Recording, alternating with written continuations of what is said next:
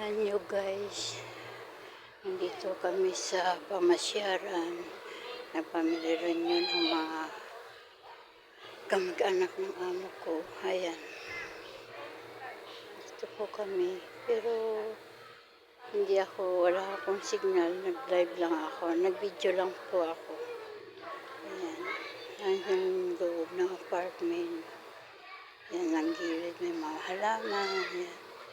Ayan sila. Mga katulong.